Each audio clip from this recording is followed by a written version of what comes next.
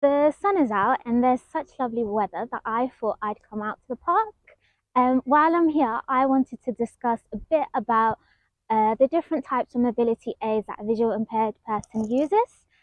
Okay, so with regards to myself, I use a long cane, which is essentially this.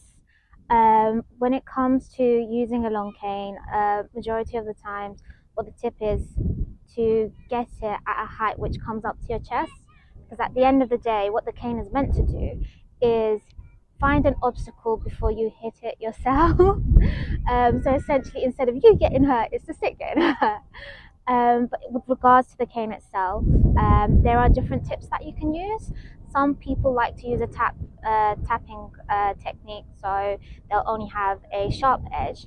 Some people, like myself, use a big roller tip. There's a marshmallow tip, and there's a disc tip as well. So the majority of the time, it comes to preference. With regards to the cane, it does come in different types of colors, which when I was younger I thought was brilliant. You know, I can change my cane according to what outfit I'm wearing. But it did confuse the public when it came to actually asking for help. When I had a purple cane, people would get confused and say, "Oh, okay, what does this mean?" Because in everyone's mind, there's the only, the standard white long cane. Um, but as I said, according to preference, you can get it in different colors. I know some people who like have jewels on it, so you do you. If an individual is using a white long cane but has a stripe of red towards the end of the tip, that does mean that they not only have issues with regards to sight, but they do have issues with regards to hearing as well. So when you do see that cane, please be a bit more conscious when you are around them. So yeah, that's it for the long cane.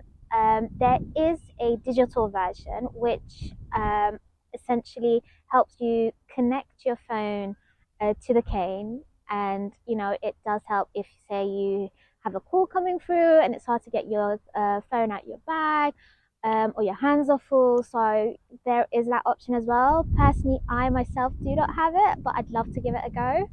But other than that, there's also a symbol cane. Essentially, what a symbol cane is kind of like a telescope. It's a small little rod which you essentially hold. And what this is meant to do is, I mean, it's in its name, it's meant to symbolize that an individual has a visual impairment. This doesn't necessarily mean that they're completely blind. It may just be a case of being unable to see specific details, whether it might be trying to read the number on a bus or trying to read labels at the shops. So essentially, there's this symbol cane as well. And as I've mentioned before, if there is a red stripe towards the end of the tip, that does mean that that individual also does have difficulty with their hearing.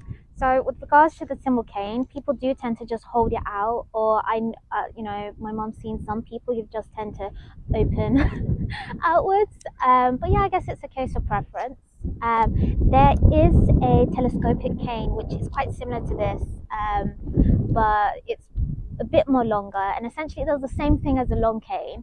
But with that, you can keep it in your bag and then you can just take it out when you need to use it, which I think is great if you do have a bit of sight but do need some help here and there.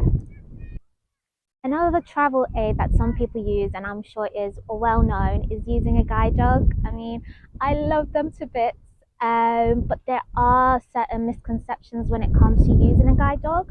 I mean, most people think that, once you have a guide dog, it's like a semi sat nav where you just say, "Oh, I want to go to the shops," and the dog takes you. No, that's not the case.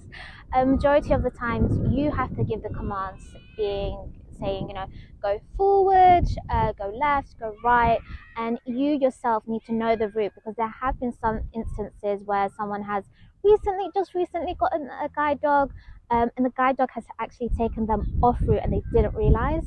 So you still need to be aware, but it is a two-way relationship where you need to know the route and you need to essentially nudge the dog into knowing the specific directions. What the guide dog will do is, instead of like the cane hitting the obstacles, the guide dog would take you around said obstacles. So it's a different way to think about it. It's not a, it's not a magical tool. So please do keep in mind, when you see someone who is using a guide dog, it's not a case of, teleportation or the dog automatically knowing where they need to go. It's a case of the individual who's using the guide dog to direct the dog in the right direction. So when I'm traveling by myself, in order to know where I can cross the road, I need to find a particular type of tactile pavement. So at the moment, I can't feel anything. But yep, okay, so I found some tactile pavement. Then in order to know which direction to cross, I need to find a slope in the pavement. Okay, yep, so this is where I can cross. So now I know which direction to cross. I need to listen to see if there's any cars on the road. So, yep, no cars, so I can crossing. And then here I've got some more tactile pavement, but because it stops, I know that this is an island, so I need to wait again. Again, no cars, and then I can cross. As this is a longer tactile pavement, I know that I've reached the other side. Yay!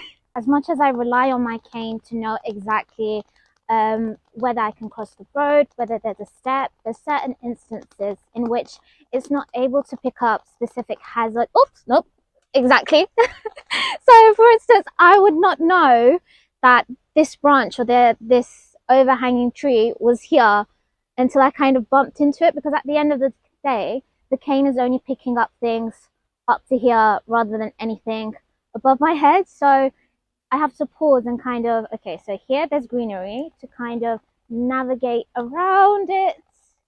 And then, okay, there's nothing here. So now I can continue walking.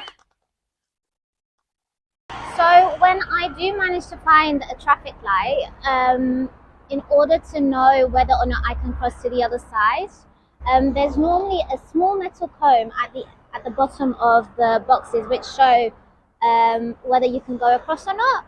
Unfortunately, these ones don't have it, so we do need to let the council know so that they can put one in. But even though there isn't a cone, there is sound to let us know that we can cross across to the other side. So people will sight, they'll see the red and green lights, whereas us as visually impaired individuals will listen for the bell, and then once we hear it, we know it's safe to cross. I hope you enjoyed this video and found this mini introduction about mobility aids insightful. If there is anything that I have missed or you do have any questions, then please do leave a comment down below or DM me on my Instagram page.